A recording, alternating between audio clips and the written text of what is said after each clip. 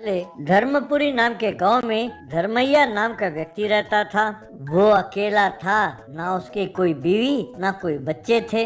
धर्मैया का एक ठेला था। वो गांव के बाहर एक सड़क के किनारे था। वो उस पर बनाना लीफ ब्रेड ऑमलेट बनाकर बेचता था। वो तवे के ऊपर केले के पत्ते को रखता था और उसमें अंडे फोड़कर ऑमलेट बनाकर उसमें मसाला डालकर लोगों को बेचता था।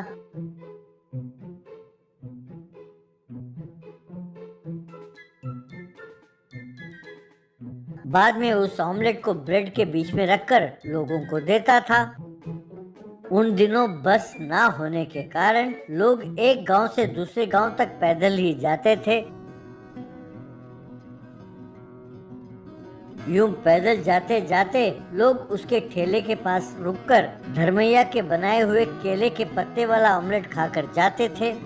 यूं जो लोग आते थे धर्मैया उनके बारे में जानकारी प्राप्त करता था। फिर अगर वो गरीब होते तो उन्हें मुफ्त का ऑमलेट खिलाता था। इतना ही नहीं, उसके गांव में जो गरीब थे उन्हें पैसे देकर मदद करता था और वैसे भी लोगों को मुफ्त में अच्छी अच्छी सलाह देकर गांव में खूब अच्छा नाम कमाने लगा।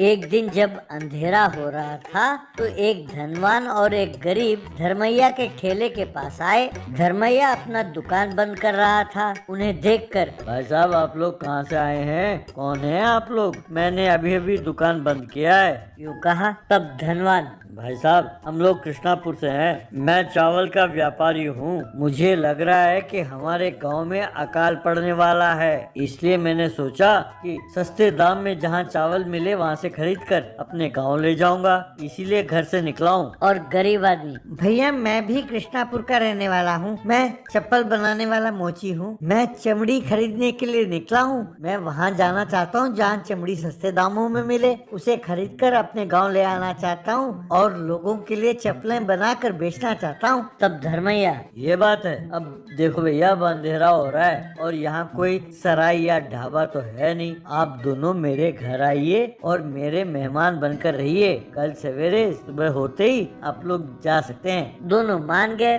घर पहुंचकर धर्मैया ने उन दोनों को बिठाया और धनवान को ढेर सारी सब्जी के साथ बढ़िया सा खाना खिलाया और गरीब आदमी को 2 सूखी रोटी और अचार दिया।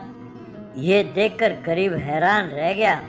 उसके बाद धर्मैया ने धनवान को खाट पर और गरीब आदमी को नीचे जमीन पर चटाई पर लेटने को कहा। दोनों लेट गए।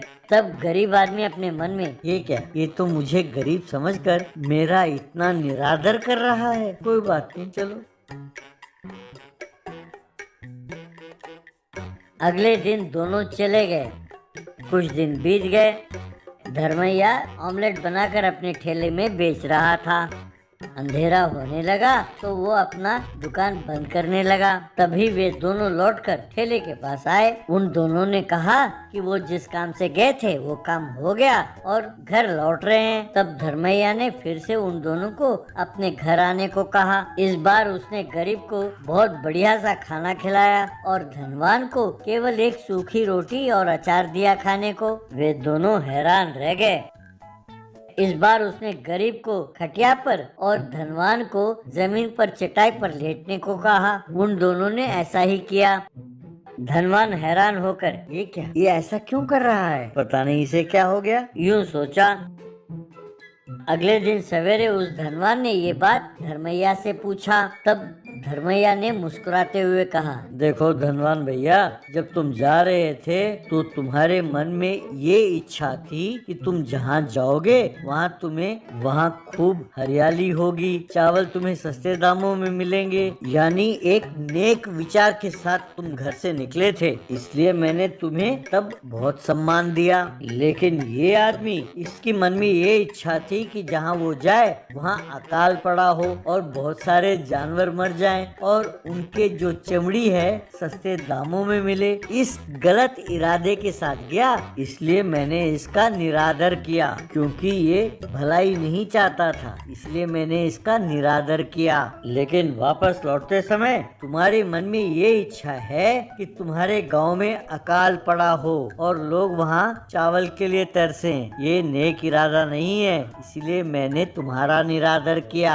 लेकिन ये इसके मन में ये इच्छा है कि गांव में सब कुछ कुशल मंगल हो, फसल अच्छी उगी हो, लोगों के पास बहुत पैसे हों और वो मुझसे चप्पल खरीदें। इस नेक इरादे के साथ निकला है, इसीलिए मैंने इसका आदर किया। ये सब सुनकर दोनों ने धर्मैया के सोच की खूब आदर की और उसे प्रणाम किया और वहाँ से खुशी खुशी चले गए।